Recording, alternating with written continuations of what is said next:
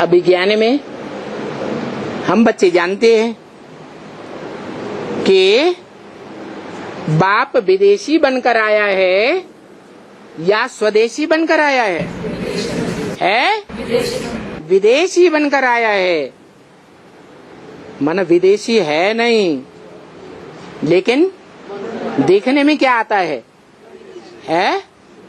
विदेशी देखने में आता है और बोलता भी है। मैं विदेशी बनकर ना आता, जो विदेशी महाव्यभिचारी होते हैं। भारतवासियों की भांति मर्यादा पुरुषोत्तम होते हैं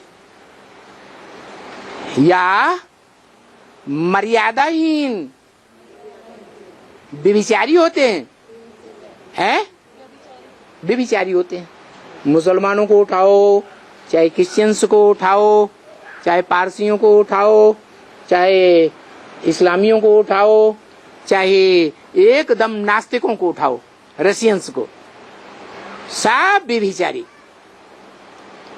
तो ऐसा विदेशी बनकर बाप आया है। और तर्क क्या देता है? मुरलियों में तर्क भी देता है कि विदेशी बनकर क्यों आया हूं?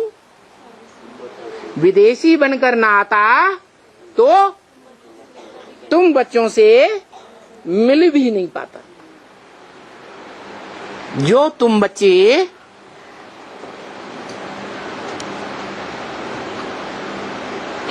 बीज हो ना, अलग अलग धर्मों के है, अलग अलग धर्मों के बीज हो या नहीं हो, तो तुम बच्चों से मिल भी नहीं पाता। फिर तो मर्यादा पुरुषोत्तम बन जाता, फिर मिलना भी नहीं हो सकता। इसलिए मुझ बीज की यादगार कौन सा फल दिखाते हैं?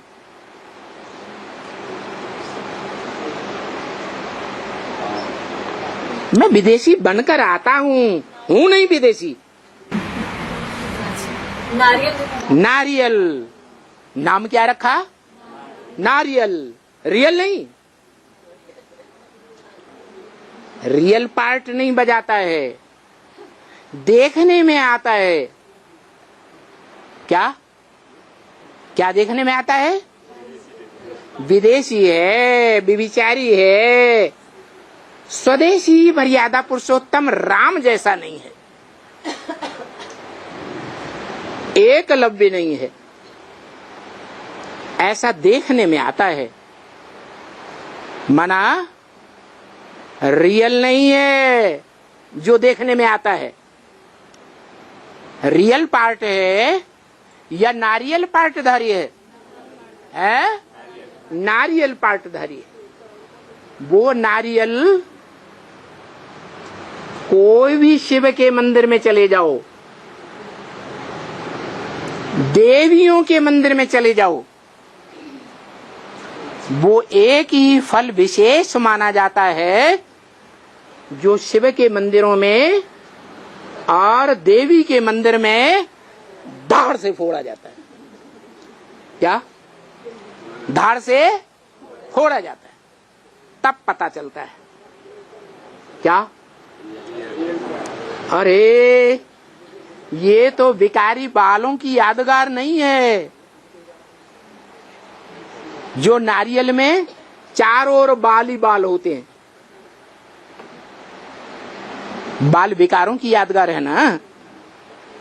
ये भिखारी नहीं है, ये तो अंदर में एकदम सफेद है। उसके अंदर की मलाई भी सफेद और उसके अंदर का नारियल वो भी सफेद। तो देखो, वो ऐसा बाप है जो कहता है कि बाप के अंदर के प्यार और बाहर के प्यार की बड़ी भारी युक्ति है। ऐसा बाप भी है और पतितों को पावन बनाने वाला भी है। जैसे पावन देवताओं को धर्म पिताओं ने संग के रंग में ला करके पहले कन्वर्ट किया ना, कन्वर्ट करके अपने देशों में ले गए। आज भी इस्लामी भारत की कन्याओं को भारत से उठा करके विदेश में ले जा रहे हैं या नहीं ले जा रहे हैं? ले जा रहे हैं। ये आदि से ही उनकी परंपरा चली आ रही है। संग के रंग से ऐसा विकारी बनाते हैं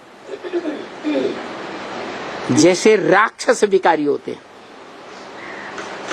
राक्षस राक्षसी बनाते हैं, संग के रंग से बनाते हैं ना। कि मन बुद्धि रूपी आत्मा की याद से बनाते हैं, याद से बनाते हैं या शरीर की इंद्रियों के संग के रंग से बनाते हैं? शरीर की इंद्रियों के संग के रंग से क्या बनाते हैं? पवित्र देवताओं को अपवित्र विकारी बनाते हैं। तो बताओ, विकारी से निर्विकारी, पतित से पावन फिर कैसे बनेंगे? संग के रंग से बनेंगे। हाँ, बुद्धि योग से हम संग करेंगे। बाबा भी कहते हैं मुझे याद करो, और तो कुछ नहीं कहते। कहते हैं ना, क्या कहते हैं? मुझे याद करो। तो बुद्धि के संग के रंग से याद करेंगे ना, पावन बन जाएंगे? नहीं। अरे क्यों नहीं बन जाएंगे? तर्क क्या है? कारण क्या है? रसगुल्ला खाया होगा तो याद आएगा, या खाया ही नहीं होगा तो याद आएगा? है? खाया होगा तो याद आएगा। ये इंद्रियां हैं भोगने वाली, खाने वाली। कोई ने सतयुग त्रेता में आंखों का सुख भोगा है, कोई ने ज्ञानेंद्रियों का सुख भोगा है ज्यादा, और कोई आत्माओं ने द्वैतवादी द्वापर युग से कलयुग के अंत तक कर्मेंद्रियों का सुख भोगा है। भोगा है या नहीं भोगा है? हैं? उस एक का नहीं भोगा।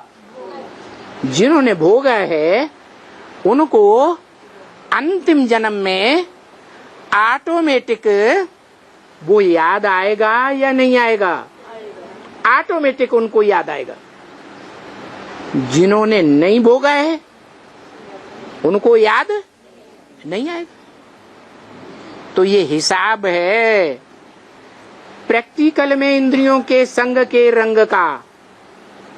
जिन्होंने प्रैक्टिकल शरीर की इंद्रियों के संग के रंग से एक का संग लिया है, उनको वो संग युग में ऐसा टाइम जरूर याद आता है, ऐसा टाइम बन जाता है कि उनको बहुत याद आता है।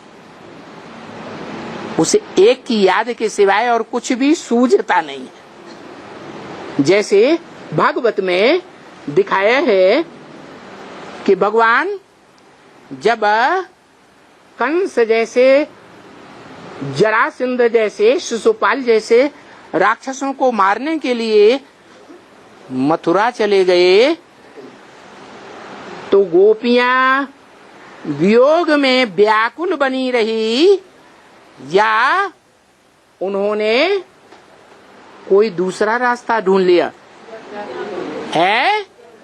वियोग में व्याकुल बनी रही तो किसकी याद करती रही है? कृष्ण की याद करती, एक भगवान की ही याद करती रही। याद तो आई ना, याद से ही पावन बनती हैं। कौन? वो 16,000 गोपियां गुप्त संबंध भगवान के साथ जोड़ने वाली। जिन्होंने गुप्त संबंध जोड़ा, उस गुप्त संबंध को, प्रैक्टिकल संबंध को दुनिया नहीं जानती, वो उस गुप्त संबंध को जानती है। और बुद्धि योग से याद करके राजयोगिनी बने। जो राजयोगी संपन्न योग की सिद्धि होने पर नंबरवार राजघराने के भांति बनते हैं। 84 जन्मों में राजघराने, राजाई करने वालों के घराने होते हैं या नहीं है? आज भी हैं या नहीं? भले 5 साल का प्रधानमंत्री है, उसका भी घराना होता है या नहीं है? संघ के रंग में आने वाले होते हैं प्रैक्टिकल में या नहीं होते हैं? तो वो 16,000 सतयुग के आदि के जन्म से लेकर के त्रेता के अंत तक प्रत्यक्ष होते हैं। त्रेता के अंत तक वो 16,000 आत्माएं कहीं न कहीं, किसी न किसी जन्म में राजघराने के छोटे या बड़े सदस्य बनकर राज्य की प्रजा को नंबरवार कंट्रोल करते हैं। अकेला राजा कंट्रोल करता है या रानी भी कंट्रोल करती है? अकेला राजा रानी ही कंट्रोल करते हैं कि जो राज परिवार की राजमाता होती है उसका भी कंट्रोल चलता है? जो राज्य के अधिकारी होते हैं छोटे बड़े, उनका भी कंट्रोल चलता है या नहीं चलता है? चलता है। जैसे प्रधानमंत्री का, आज के प्रधानमंत्री का ड्राइवर हो और उससे साधारण प्रजा के किसी व्यक्ति का मेल मिलाप हो जाए, तो उसे आशा लग जाएगी ना कि मेरा ये काम जरूर करा देना। तो उसकी भी राजाई है या नहीं है? ऐसे ही तो 16,000 आत्माएं हैं जो राजयोग सीखती हैं संगम युग में भगवान बाप से, प्रैक्टिकल में सीखती हैं। वो राजयोगी आत्माएं जन्म जन्मांतर राजघराने में कहीं न कहीं जन्म लेकर के प्रिंस बने, राजा रानी बने या उनके संबंधी बने, परिवार की भांति बने, वो बनते जरूर, तो कई जन्मों में बनते हैं और कोई विशेष जन्मों में बनते हैं। तो उनको राजयोग के द्वारा राजाई का वर्षा मिला या नहीं मिला है? मिला। तो वो बाप भी वर्षा देने वाला, राजाई का वर्षा देने वाला बाप भी है, पतित पावन भी है। उन गोप गोपियों से गुप्त संबंध जोड़ने वाला, पतितों को पावन बनाने वाला क्या है? बाप भी है। कोई माताएं रोना रोती हैं, बाबा हम जब बुढ़ी हो गई तब आप क्यों आए? तो बाप कहते हैं तुम तो माता हो, जगत माता हो, क्योंकि जगत पिता तुम्हारा बच्चा बन करके आया है। माताओं के लिए शिव बाबा का कौन सा सबसे बड़ा संबंध है? बच्चे का संबंध है। और माताओं को अपने जीवन में सबसे जास्ती किसकी याद आती है? बच्चे की याद आती है। तो माता का संबंध अच्छा नहीं है क्या? है बहुत अच्छा है। कोई कहे माता का संबंध तो अच्छा है, लेकिन बाप ने ये भी तो बताया है कि एक संबंध है जो बहुत घनिष्ठ और गहरा है, पति पत्नी का संबंध, साजन सजनी का संबंध। वो तो माताओं को नहीं मिलेगा। अरे माताएं जो इस जीवन में किसी का साथ लेकर के माता बन गई,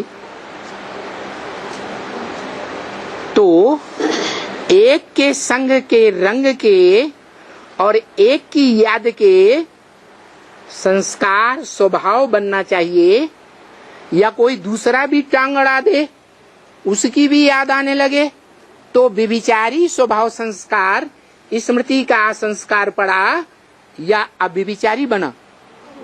है व्यभिचारी बन गया। तो इसलिए बाप कहते हैं पहले माताओं को बाप के साथ कौन सा संबंध पक्का करना है? शिव बाबा हमारा बच्चा, बच्चा भी नहीं, छोटा मध्यम नहीं, जिस बच्चे से माताओं को बहुत आस होती है, वो कौन सा बच्चा? बड़ा बच्चा है।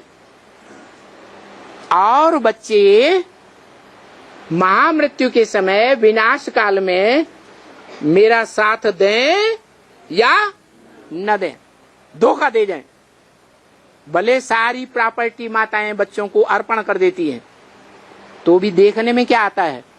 वो बच्चे माता को घर से बाहर निकाल देते, उसके स्वभाव संस्कार को समाये नहीं पाते। और ये शिव बाबा कैसा बच्चा है माताओं के लिए? है सदा साथी है। बाप कहते हैं मैं माताओं के लिए आया हूं, खास माताओं के लिए। क्या कुमारों के लिए, अदर कुमारों के लिए नहीं आया हूं? आया है फिर आया है, फिर उनको दुर्योधन दुशासन क्यों बोल देता है? सारा मान मर्तबा मिट्टी में मिलाई दिया। दुर्योधन दुशासन बोल दिया कि सब पुरुष दुर्योधन दुशासन है, तो दुर्योधन दुशासनों के लिए आया है या माताओं कन्याओं के लिए आया है? अरे शास्त्रों में क्या कहा? शास्त्रों में भी कहा हुआ है कि भगवान धरणी माता के ऊपर जब बहुत पापों का बोझ चढ़ जाता है, तब भगवान धरणी माता का उद्धार करने के लिए आते हैं। क्या करने के लिए आते हैं?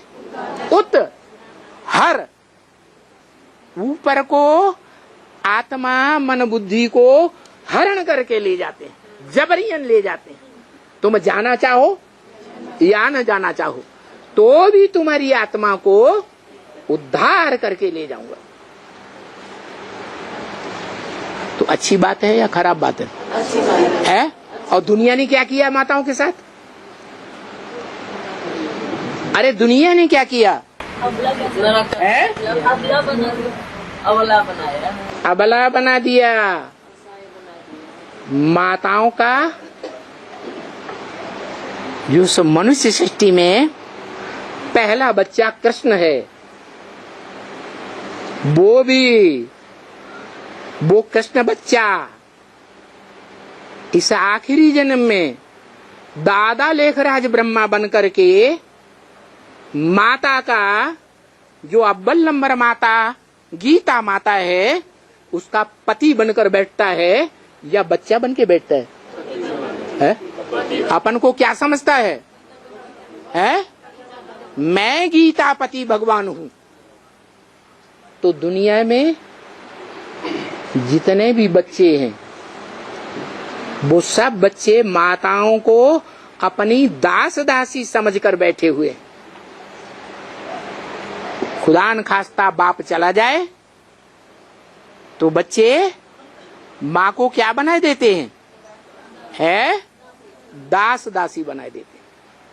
इस बात को वो माताएं ज्यादा समझती होंगी जिनके बच्चे ज्ञान में नहीं चल रहे हैं क्या, और माताओं की कोई बात नहीं मानते। माताएं मना करें शादी बर्बादी है, नहीं करना है, तो नहीं मानेंगे, शादी करेंगे। माताएं कहें अब विनाश होने वाला है, बच्चे पैदा करने से कोई फायदा नहीं, बच्चे भी पैदा करेंगे। फिर जब बच्चे पैदा करेंगे तो दास दासी नहीं रखेंगे। जो विदेशों में चले जाते हैं बच्चे, वो दास दासी रखते हैं, कोई पे विश्वास नहीं, तो माता को ही बुलाते हैं, पीछे पड़ जाते हैं, आओ हमारे बच्चों की टट्टी पेशाब साफ करो, दास दासी बन करके रहो। बनाते हैं या नहीं? तो देखो इस मनुष्य सृष्टि का पहला पत्ता कृष्ण ही ऐसा ये हाल कर देता है माताओं का। खास शूटिंग पीरियड में माताएं क्या बन जाती हैं? क्या बन जाती हैं?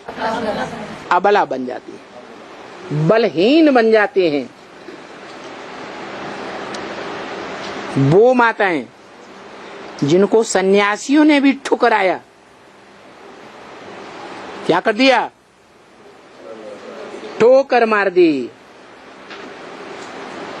वो अबलाएं अभी बाप कहते हैं मैं आता हूं तो जिन भारत की कन्याओं माताओं को गुरु लोग, सन्यासी लोग और सन्यासी के प्रभाव में आने वाले बड़े बड़े राजाएं, क्या वो राजाएं भी सन्यासी बनकर के जंगल में चले गए। उन माताओं की परवाह नहीं की बीवी बाल बच्चों की। वो माताएं अब निकलेंगी, वो कन्याएं अब निकलेंगी जो उन राजाओं की परवाह नहीं करेंगी। ऐसा अब उल्टा खेल होने वाला है। उल्टा होने वाला है कि सुल्टा? सुल्टा खेल होने वाला है। अब माताएं ही जगत गुरु बनेंगी। क्या बनेंगी? माताएं जगत गुरु बनेगी। माताओं में जो मुख्य माताएं हैं, जो देवियों के रूप में पूजी जाती हैं, अव्वल नंबर की देवी लक्ष्मी माता, सच्ची गीता माता, और लास्ट नंबर की माता 9 देवियों में महाकाली जगदम्बा जो कही जाती है, वो दोनों ही माताएं क्या पद पाने वाली हैं? वो दोनों ही माताएं स्वर्ग के गेट खोलने वाली माताओं में अव्वल नंबर का दर्जा लेने वाली हैं। माताएं ही स्वर्ग का गेट खोलेंगी। भगवान बाप ऐसे कहते हैं। सन्यासियों ने, गुरुओं ने क्या कहा? नारी नरक का द्वार है। और भगवान बाप क्या कहते हैं? नारी स्वर्ग का द्वार है। जिन्होंने नरक का द्वार बनाया, उन्होंने सूपनखा पूतना बना दिया। जो सूपनखा पूतना है, बाप कहते हैं अभी भी बेसिक या एडवांस ज्ञान में आने के बावजूद भी नरक का दरवाजा खोल करके बैठ जाती है।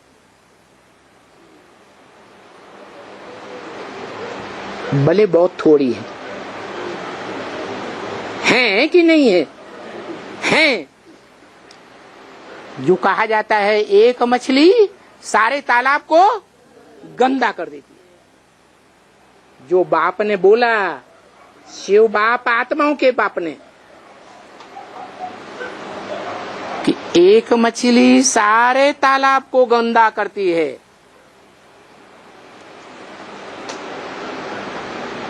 ये भी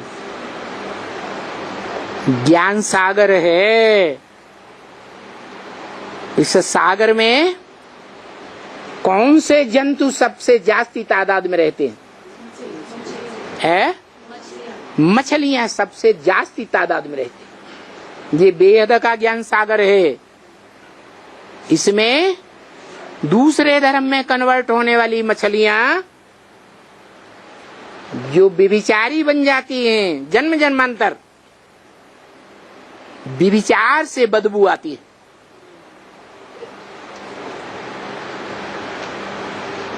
वो मछलियां अपने पिछले जन्मों की आदत से मजबूर हैं। ज्ञान मिलता है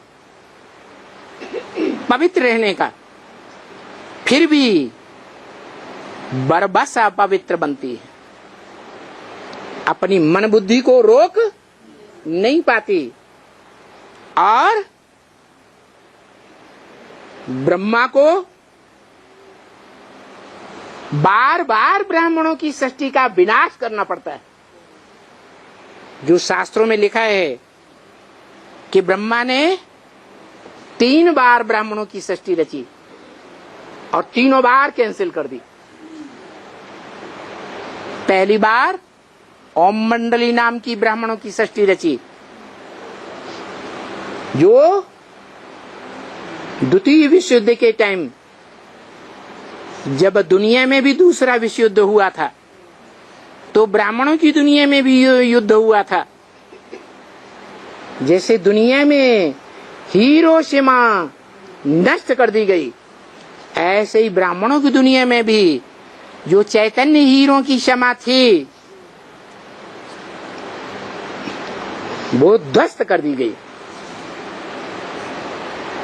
टूट गई है माला, मोती बिखर गए, 2 दिन रहकर साथ न जाने किधर गए। अब बाप ब्रह्मा के द्वारा फिर सन 47 से दूसरी ब्राह्मणों की सृष्टि बनाता है, जिसका नाम ब्रह्मा कुमारी ईश्वरीय विश्वविद्यालय रखा जाता है। उस ब्रह्मा कुमारी ईश्वरीय विश्वविद्यालय में ब्रह्मा के द्वारा ब्रह्मा की गोद में पलने वाली जो ब्राह्मणियां और ब्राह्मण हैं, जिनकी संख्या बहुत होती है, उनको कुख वंशावली ब्राह्मण का है। कुख माने गोद। उन ब्राह्मण ब्राह्मणियों को ब्रह्मा की गोद लेने का बड़ा फकुर रहता है।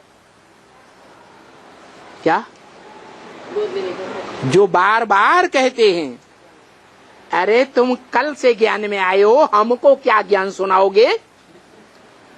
हम तुम्हारे ज्ञान से प्रभावित होने वाले नहीं हैं। हमने मम्मा बाबा की गोद ली है, हम बहुत पुराने हैं, हम तुम्हारी बातों में आने वाले नहीं हैं। ऐसे कह करके उड़ाई देते हैं। उनको पता ही नहीं है कि ये दूसरी बार जो ब्राह्मणों की सृष्टि रची जाती है, उससे भी शिव बाप और शिव बाप जिस मुकर्रर रथ को लेते हैं, वो मनुष्य सृष्टि का बाप जो परम ब्रह्म के रूप में गाया हुआ है, वो प्रसन्न नहीं होता है। तो क्या होता है? 69 में 18 जनवरी को दादा लेखराज ब्रह्मा और उनसे भी पहले ब्राह्मणों की मां जगदम्बा ओम राधे सरस्वती का शरीर छूटने पर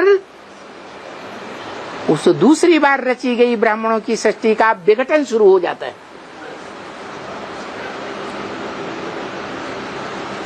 हो जाता है कि नहीं? कैसे? क्या प्रूफ? हर बात में सत्य वचन महाराज। कोई प्रूफ होना चाहिए कि नहीं है? जोनल इंचार्ज में डिवाइड हो गई। अरे ढेर सारे प्रूफ हैं।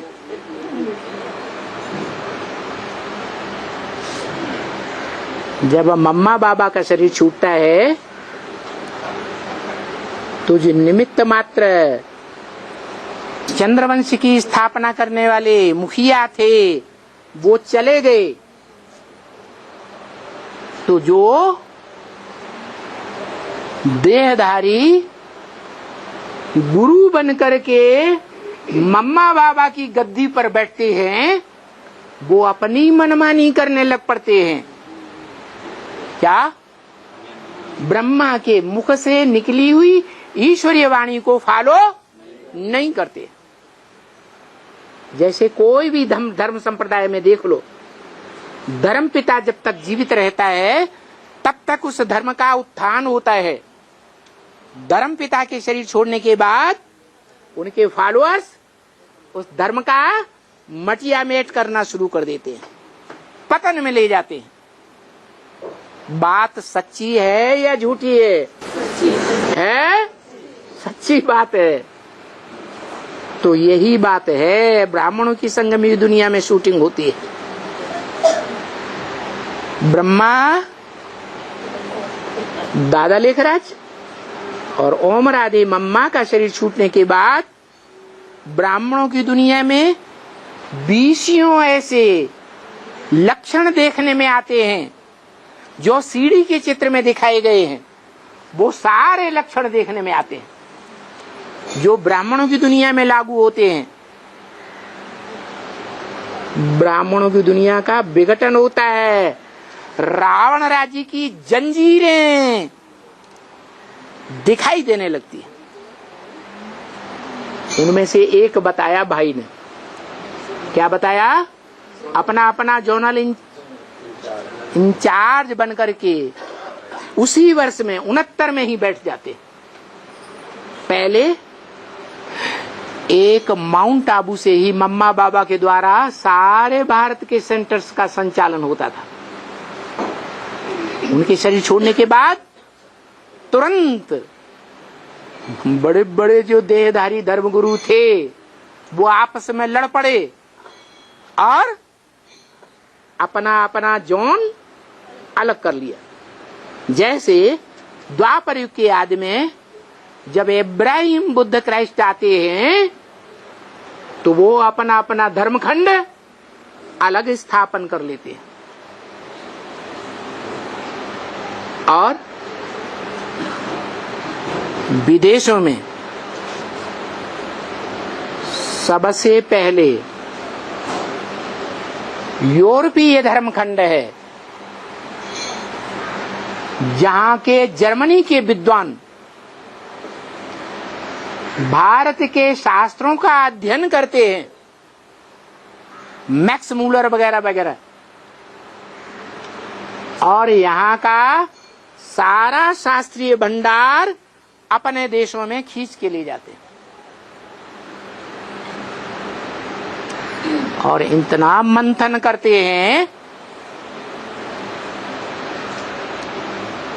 कि अपन को बड़ा भारी विद्वान समझने लगते हैं।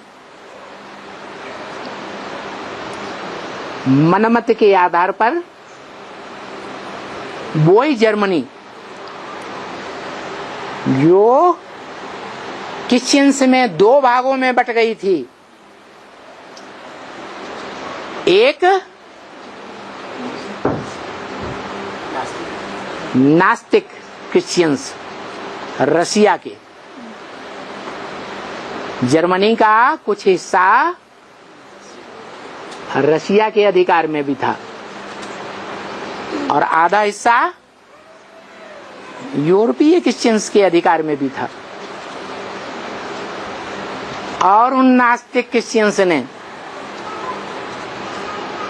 जो शास्त्रों में पढ़ाई पढ़ी गई कि प्राचीन काल में आग्नेय अस्त्र तैयार किए जाते थे, यादवों के पेट से मिसाइल्स रूपी मूसल निकले थे और उनसे यादवों के सारे कुल का विनाश हुआ।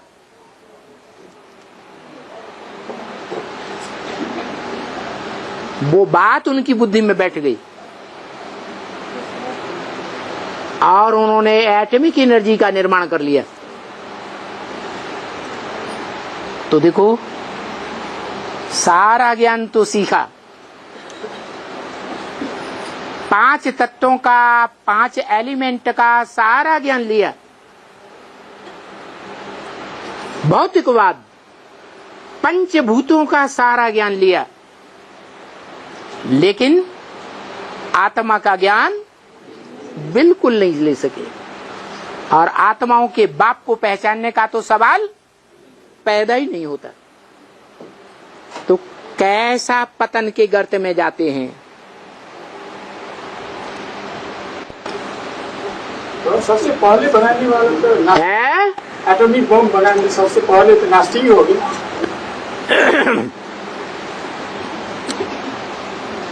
इंतहा देह भान में जाएंगे, देह अहंकार में जाएंगे, तो इंतहा विनाश के निमित्त बनेंगे या नहीं बनेंगे? तो ऐसे ही बन गए। उन्हें ये पता ही नहीं कि इस मनुष्य सृष्टि में हमारा भी कोई बाप है। क्या वो तो देह अहंकारी सांडे बन ही गए। इतने देह अहंकार में चूर हो गए कि जिस डाली पर बैठे हैं उसी को काट रहे हैं, जिस दुनिया में बैठे हैं उसी को भस्म करने के लिए बारूद तैयार कर लिया। लेकिन जब उन्हें पता चला द्वितीय विश्व युद्ध में ये कितनी खतरनाक चीज हम बना रहे हैं, फिर भी लड़ाई के शोर में, वातावरण में अपनी जो हैसियत है देह अहंकार की उसको भूल नहीं पाए और बनाते ही चले गए। द्वितीय विश्व युद्ध में 20-20 मेगावाट की बम्बियां तैयार की थी। अभी तो हजारों हजार मेगावाट के शस्त्र तैयार किए हुए, और ऐसे शस्त्र तैयार किए हुए हैं कि यहां बटन दबाओ और चीन की राजधानी को ध्वस्त कर दो। मिसाइल्स। लेकिन प्रथम विश्व युद्ध सन 14 में हुआ और द्वितीय विश्व युद्ध 44-45 में हुआ। कितने साल का अंतर था? है? कितने साल का? 30 साल का है? 14 के बाद 24, 34 और 44 पे 30 साल का अंतर हुआ। तो 30 साल के अंतराल में 2 विश्व युद्ध हो गए। और अभी 1945 से लेकर के 2017 चल रहा है। कितने साल हो गए? है? अरे लगाओ हिसाब। है 75 साल होने जा रहे हैं। उन्हीं बारूद बनाने वाले, खतरनाक से खतरनाक शस्त्र बनाने वालों की अब ये हिम्मत नहीं पड़ रही है कि अपनी ही रचना को काम में ला सके, ऑर्डर कर सकें। उनकी रचना उनके कंट्रोल से बाहर है।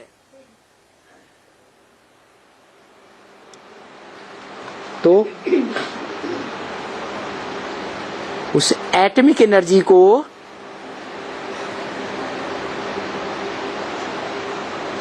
काम में लाने के लिए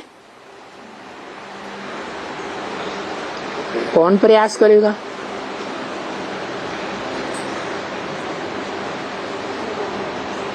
अरे कोई करेगा या नहीं करेगा? कौन करेगा? है? हर हर बम बम गाया हुआ है। क्या? हर माने सारी दुनिया 500-700 करोड़ के पापों को हरण करने वाला एक ही महाविनाशकारी है, जो सारी दुनिया को विनाश करने वाला है, परंतु उसका विनाश होने वाला नहीं है। वो इस सृष्टि पर सदा मौजूद रहता है। सृष्टि के सात्विक काल में भी मौजूद था। कैसे सात्विक काल में? जब अतीन्द्रिय सुख की सृष्टि रची थी 16,000 गोप गोपिकाओं के लिए, योगी योगिनियों के लिए, ऐसा सात्विक स्टेज वाला, ऐसा योगी दुनिया का बड़े से बड़ा महायोगी, जिस योगी को ब्रह्मा की बड़े से बड़ी औलाद ज्ञानेश्वर और योगेश्वर के रूप में आज भी याद किया जा रहा है।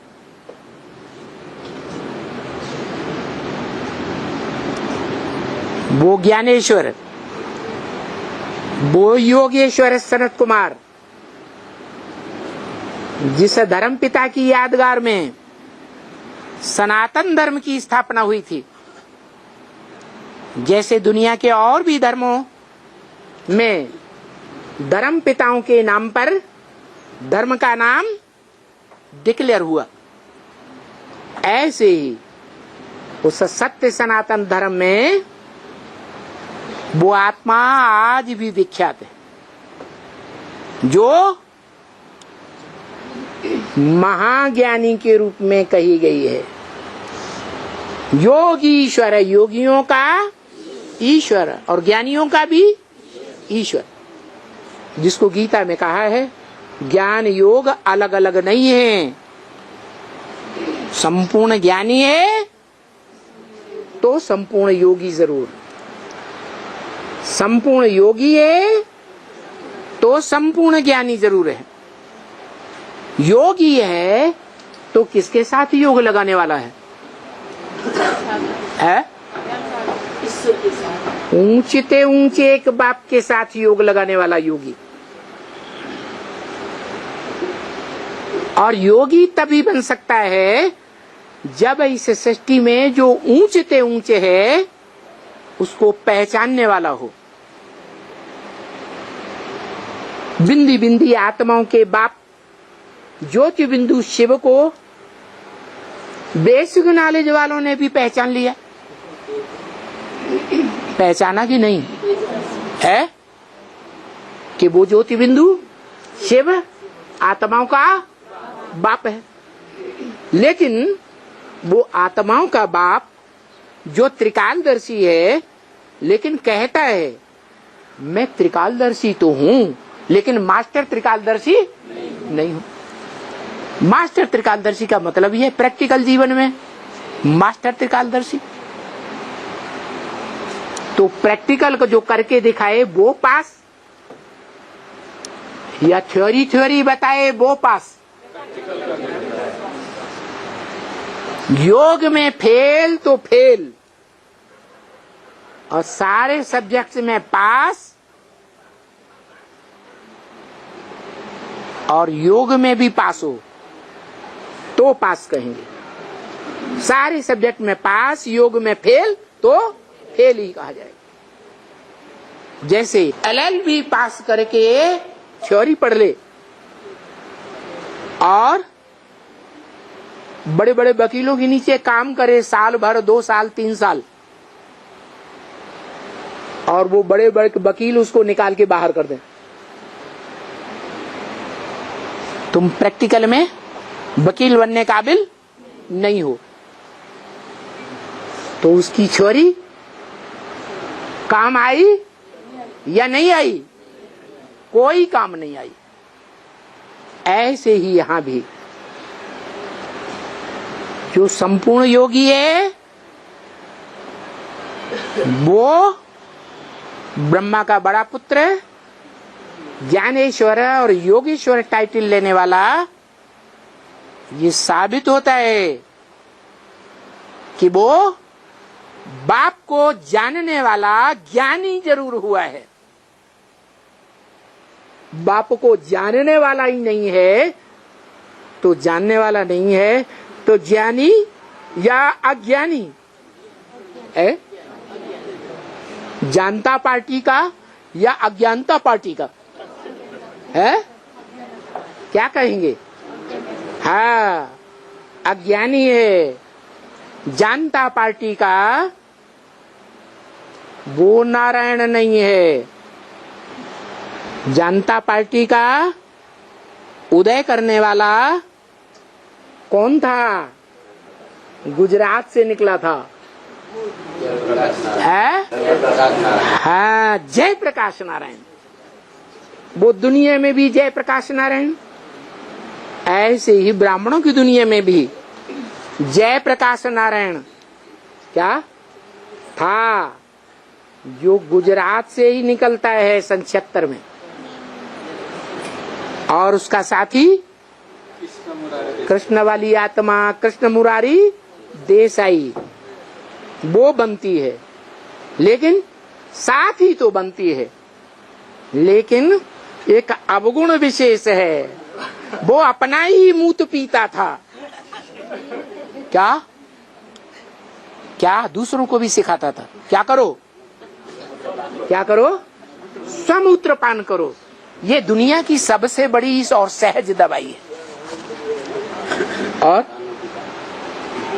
और जो बाप को जानने वाला है, योगीश्वर सनत कुमार कहो, योगीश्वर शंकर कहो, योगीश्वर भक्ति मार्ग में कृष्ण भगवान के रूप में गाया हुआ है संगम युगी कृष्ण।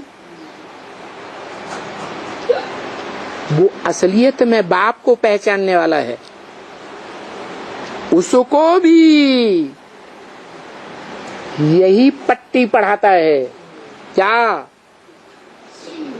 क्या पट्टी पढ़ाता है? अरे स्वमूत्र पान करो।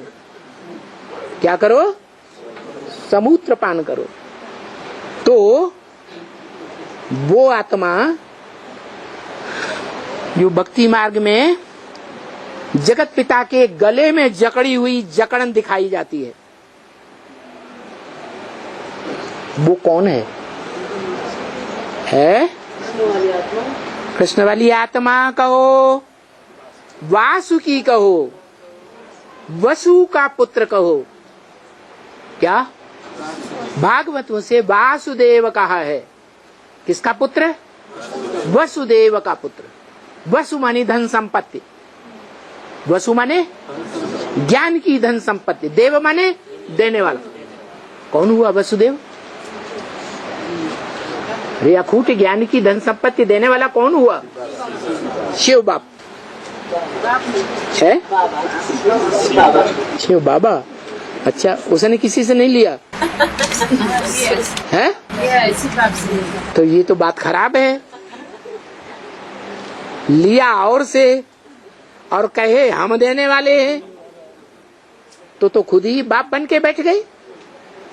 जैसे चंद्रमा के प्रकाश में पलने वाले जो सितारे रूपी आत्माएं हैं, वो अपने प्रकाश को प्रत्यक्ष करते हैं या चंद्रमा को प्रत्यक्ष करते हैं? क्या करते हैं? अपने प्रकाश को ज्यादा प्रत्यक्ष करते हैं और चंद्रमा के प्रकाश को फीका कर देते हैं। और दिन में सूर्य के प्रकाश से चमकने वाले सितारे अपने प्रकाश को सूर्य के प्रकाश में मर्ज कर देते हैं। वो हैं सूर्यवंशी सितारे, जो आज भी भारत में ये परंपरा फॉलो की जा रही है कि जो भी बच्चे हैं वो फर्म में अपना नाम नहीं डालेंगे, अपने बाप का नाम डालते हैं। क्या क्या नाम डालते हैं? बाप का नाम पहले और बाद में सिर्फ लिखेंगे एंड सन्स कंपनी। ऐसे है या नहीं है? अभी भी वो परंपरा चल रही है। और प्रैक्टिकल में शूटिंग पीरियड में देख लो, जो ज्ञान चंद्रमा के बच्चे हैं, चंद्रवंशी बच्चे, वो अपने प्रभाव को पुरस्कार कर रहे हैं संसार के सामने, टीवी के द्वारा, चैनल्स के द्वारा, कॉन्फ्रेंस के द्वारा, मेले मलाखड़ों के द्वारा, या ज्ञान चंद्रमा को प्रत्यक्ष कर रहे हैं? अपने प्रभाव को पुरस्कार कर रहे हैं। ज्ञान चंद्रमा ब्रह्मा की बात जहां तक है, वो आत्मा तो गुलजार दादी के तन में आती है, इसी बार आई, देखने में आया, प्रैक्टिकल वीडियो में प्रूफ भी है। वो आत्मा बोलती है ब्रह्मा की, बाप दादा दिल्ली में राजधानी स्थापन कर रहे हैं, और बार बार बोलती है, और ब्रह्मा कुमारियां उनका मुंह बंद करती हुई दिखाई गई है। नहीं बाबा, आप दिल्ली में नहीं बैठे हुए हैं, मुंह बंद करो। आप को स्मृति नहीं है, आप की स्मृति भ्रष्ट हो गई, आप माउंट आबू में बैठे हुए हैं। तो देखो, अपना प्रभाव बढ़ा रहे हैं चंद्रवंशी सितारे, रात के सितारे, या ज्ञान चंद्रमा का प्रभाव बढ़ा रहे हैं, अपना प्रभाव बढ़ा रहे हैं। तो सूर्यवंशियों की यही प्रभुताई है, वो बाप की प्रत्यक्षता में अपनी प्रत्यक्षता मानते हैं। क्या? जो मुरली में बाप ने बोला, ब्रह्म वाक्यों में, वेदवाणी में, बाप बच्चों को प्रत्यक्ष करते हैं और बच्चे बाप को प्रत्यक्ष करते हैं। जो बच्चे बाप को प्रत्यक्ष नहीं करते, वो सूर्यवंशी बच्चे नहीं हो सकते। चंद्रवंशी हो सकते हैं, इस्लाम वंशी हो सकते हैं, बौद्धी वंशी हो सकते हैं, क्रिश्चियन वंशी हो सकते हैं, कोई भी वंश के हो सकते हैं, लेकिन सूर्यवंशी नहीं हो सकते। तो बताया कि वो ही सूर्यवंशी जो ज्ञान सूर्य का बच्चा है, जिसको ज्ञान सूर्य आकर के अपना बड़ा बच्चा समझ के सारा अखूट ज्ञान का भंडार देते हैं, और वो प्रैक्टिकल जीवन में धारण भी करता है। कैसे धारण करता है?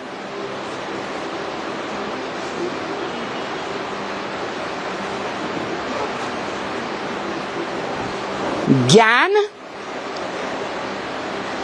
जितना सुनेंगे सुनाएंगे तो अपना बनेगा, या सुनने सुनाने के साथ समझेंगे और समझाएंगे तो अपना बनेगा? समझेंगे और समझाएंगे, विस्तार से समझेंगे, व्याख्या सहित समझेंगे और दूसरों को समझाएंगे। तो जो बच्चे, और उन बच्चों में जो अव्वल नंबर बच्चा ज्ञान सूर्य के ज्ञान प्रकाश को धारण करता है प्रैक्टिकल जीवन में, शरीर की कर्म इंद्रियों के साथ, वो ही बच्चा विश्व का बादशाह बन सकता है, क्योंकि वो अपने स्वरूप को पहचानता है। और अपने बाप को पहचानता है। वो योगी क्या, जिसने अपने योगी राज बाप को नहीं जाना। किससे योग लगाएगा? शिव को योगी राज कहेंगे, योगी कहेंगे, क्यों नहीं कहेंगे? शिव बाप योगी क्यों नहीं है? हैं? अरे वो किससे योग लगाता है? वो अगर योग लगाता है तो जिससे योग लगाता है वो ऊंचा हो गया। ऊंचा हो जाएगा, सबसे ऊंचे वाले से भी योग। उससे ऊंचा तो कोई है ही नहीं। तो जो योग लगाने वाला है प्रैक्टिकल जीवन में इस दुनिया में, वो योगी है। और संपन्न योगी बनता है तो मनुष्य सृष्टि का बाप कहा जाता है। सारी मनुष्य सृष्टि को जीवन मुक्ति का वर्षा देने वाला कहा जाता है। सारी मनुष्य सृष्टि में हर धर्म की आत्मा को, हर धर्म के धर्म पिता को राजाई का वर्षा देने वाला भी है। शिव बाप अपने सूर्यवंशी बच्चों को राजाई का वर्षा देता है। इस्लामी बौद्धिक क्रिश्चियन धर्मी बच्चों को राजाई का वर्षा देता है? नहीं देता है। अपने वंश के जो सूर्यवंशी कहे जाते हैं उनको वर्षा देता है। और जो प्रजापिता है वो सर्वधर्मवंशियों का बाप है, सब मनुष्य मात्र का बाप है। इसलिए वो संगम युग में जब पूरी राजधानी स्थापन होती है, ऐसी सशक्त राजधानी स्थापन होती है कि दुनिया में जितने भी धर्म हैं, जितने भी धर्म के नेताएं हैं, बड़े बड़े पोप जैसे, क्या हाँ, इस्लाम धर्म में कोई है अभी जो सारे आतंकवादियों को चला रहा है? कोई है या नहीं है? क्या नाम है?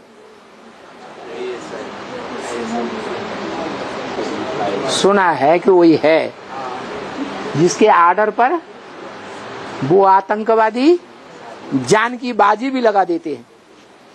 क्या अपने जान की भी परवाह नहीं करते? ऐसे ऐसे मिलिट्री मैन है। मानव बम है? मानव बम करते हैं। हाँ हाँ। तो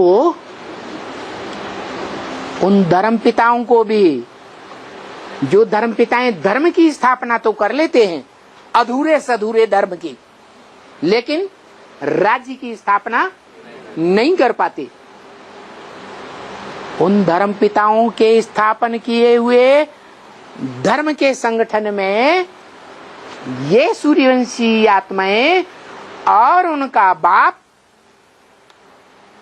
उनको सहयोग देती है। इस्लाम धर्म वंशियों का ये राजाई स्थापन करने का, क्योंकि चंद्रवंशियों का बड़ा बच्चा इस्लाम ही है। क्या कहा? सूर्यवंशियों का बड़ा बच्चा चंद्रवंशी है, चंद्रवंशियों का बड़ा बच्चा इस्लामी है। इसलिए बताया विनाश होगा तो इस्लामी पहले मरेंगे। कौन मरेंगे? इस्लामी पहले मरेंगे। और धर्म वाले उनके लिए नहीं बोला। हाँ, मुसलमान तुम्हारे साथ मरेंगे। क्या? मुसलमान तुम्हारे साथ मर। और देखने में भी आता है हिंदुस्तान में जहां जहां हिंदू हैं वहां मुसलमान घुसे पड़े हैं या नहीं घुसे पड़े हैं? है? हाँ। नेपाल में भी है बाबा। है? नेपाल में भी है। क्या? नेपाल में भी है। हाँ जी। तो जब कभी भी पाकिस्तान की हिंदुस्तान की लड़ाई होगी, आखिरी लड़ाई, तो उस समय ये मुसलमान जो मुरली में बताया कि तुम्हारे बड़े दुश्मन हैं, हम जानते हैं क्या कि इस्लामी बौद्धी क्रिश्चियन या उनके धर्म पिताएं हमारे दुश्मन नहीं है। गीता भगवान का शास्त्र तो बताती है काम क्रोध लोभ मोह अहंकार तुम्हारे बड़े शत्रु हैं। तो हमें पता है क्या क्या कि मुसलमानों का जो लोभ है वो हमारा बड़ा शत्रु है। क्या बड़ा शत्रु है? लोभ। कौन सा लोभ है? उसी का लोभ, मानसान का लोभ। मानसान का लोभ, वो भी लोभ है। और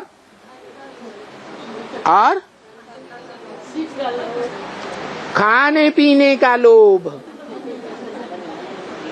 ये पेट के धंधे का लोभ। क्या? ये जो धंधा है ना देह का, ये किस लिए करते हैं?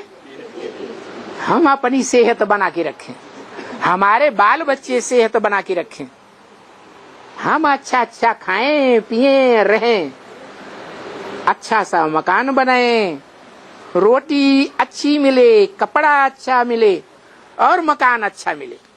भगवान मिले या भाड़ में जाए। हम अपने धंधे को छोड़ने वाले नहीं हैं। भले भगवान बाप कहता है मैं तुम्हारा बाप आया हूं। अब क्या मेरे बच्चे बनेंगे तो मेरे बच्चे अकाल दुकाल भी सारी दुनिया में पड़े, मेरे बच्चे भूख नहीं मर सकते। कितना भी चिल्लाता रहे, लेकिन हमें विश्वास होने वाला नहीं है। हम अपना धंधा धोरी छोड़ने वाला नहीं है। क्यों? क्योंकि हमें अपने पेट की फिक्र ज्यादा है। हमें अपनी मुख की जो खान पान है ना, हाय खिचड़ी कैसे खाएंगे है। इस जगन्नाथ भंडारे में तो चावल कढ़ी के सिवाय कुछ भी नहीं मिलता। कैसे रहेंगे? ये तो हमें बिल्कुल पसंद नहीं। पसंद है बाबा, है? पसंद है हमको। क्या पसंद है हमको? पसंद नहीं है? अरे पसंद है तो कहाँ फंसे पड़े हो? फंसी नहीं है, दाल चावल, खिचड़ी बहुत पसंद है। खिचड़ी तो पसंद है, लेकिन फंसे कहाँ पड़े? नहीं, कहीं फंसे नहीं। तो फिर आ जाओ। हैं? किसी ने मना किया? कोई आने के लिए मना करता है? किसी ने जंजीरें डाली हुई हैं? बाबा को पूछना है। पूछा है? क्या क्या पूछा? अभी तक बाबा ने नहीं बताया। रोज मुरलियां सुन रहे हैं, रोज बाप बोलते हैं कि कन्या माताओं को पेट का धंधा करने की कोई दरकार नहीं। जो बाप का धंधा सो बच्चों का धंधा। तो जो बच्चों का धंधा है ईश्वरीय सेवा, जो ईश्वर का धंधा है ज्ञान लेना, ज्ञान देना, ज्ञान समझना, ज्ञान समझाना। और बाप कहते हैं एक एक मुरली की गहराई को 6 बार पढ़ना चाहिए, सुनना चाहिए, तब ही बुद्धि में बैठेगी। तो कर रहे हैं ऐसा है? ये बुद्धि रूपी पेट का ये धंधा कर रहे हैं। है? 2 बार है? 2 बार कर रहे हैं। 2 बार पढ़ रहे हैं, 6 बार हमसे नहीं हो पाएगा। इतनी गहराई से हम पढ़ने वाले, सुनने वाले, समझने वाले नहीं हैं। ब्रह्मा कुमारियां भी कहती हैं गहराई में जाएंगे तो डूब मरेंगे।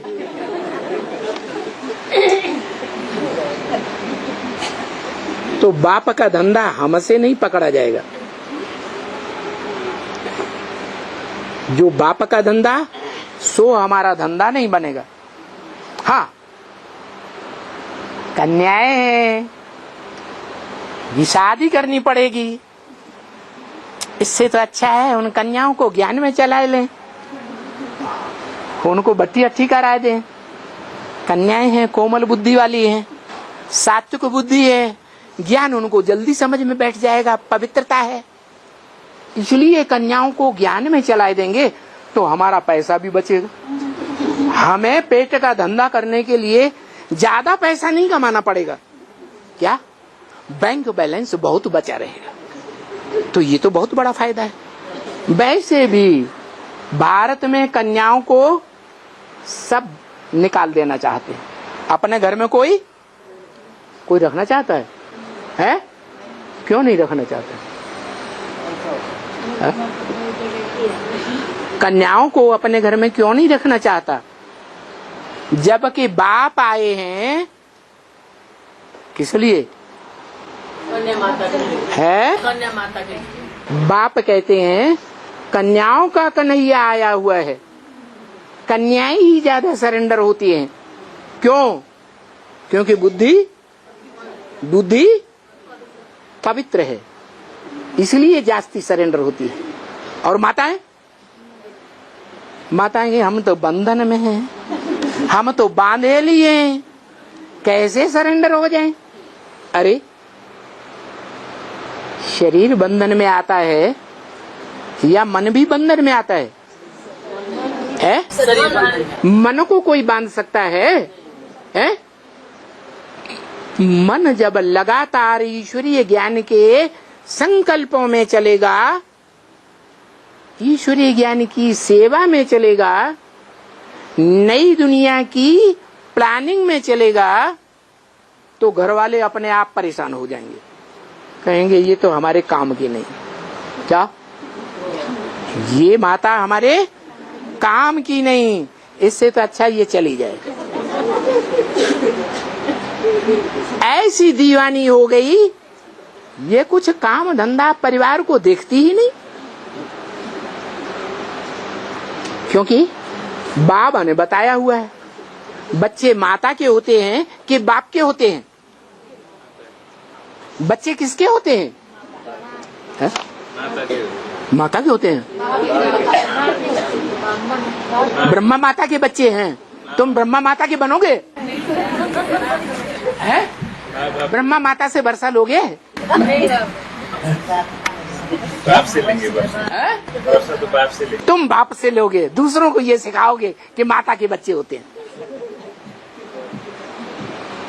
आप गुरुजी बैंगन खाएं, दूसरे को तरकीब सिखाएं। तो बोला बाप के बच्चे होते हैं, लेकिन माताएं क्या समझ के बैठती हैं? मेरे बच्चे मेरे मेरे मेरे मेरे मेरे, मेरी बच्ची मेरी बच्ची मेरे मेरे मेरे। लड़की को अगर पढ़ाई लिखाई दिया तो कहेंगे बड़ा धन खर्च किया इसकी पढ़ाई में। अरे कुछ तो नौकरी करके परिवार का फायदा करे, उसको सरेंडर ही नहीं होने देते। तो देखो माताओं के लिए बोला खास, माताएं अगर मोह के ऊपर विजय प्राप्त कर लें तो माताएं विजयी हो गई। सिर्फ एक विकार को जीत ले, क्या? मेरे बच्चे नहीं, किसके बच्चे? बाप के बच्चे हैं। लेकिन देखने में क्या आता है? क्या देखने में आता है? अरे हमारा फर्ज है, जो रचना रची है उसकी पालना तो करनी है ना। हम सरेंडर नहीं हो सकते। अरे रचने के लिए पहल माताएं कन्याएं करती हैं या पुरुष करते हैं?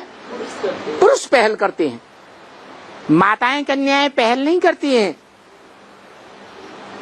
तो जो पहल करते हैं उसके बच्चे या माताओं के बच्चे हैं? जो पहल करता है उसके बच्चे।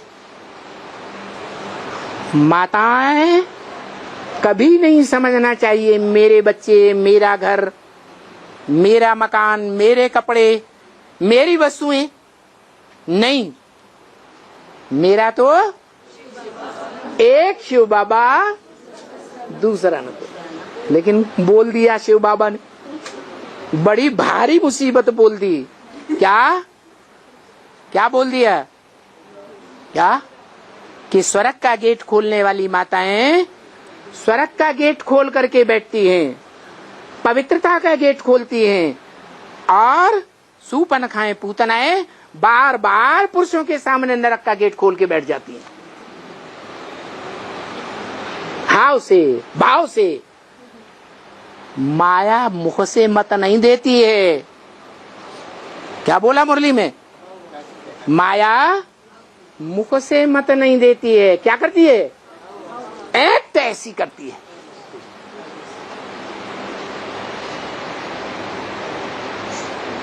तो ज्यादा पावरफुल बात कौन सी हुई? मुख से मत देने की बात पावरफुल है या एक्ट करने की बात पावरफुल है? ज्यादा असर किसका पड़ेगा? है एक्ट का असर ज्यादा पड़ता है।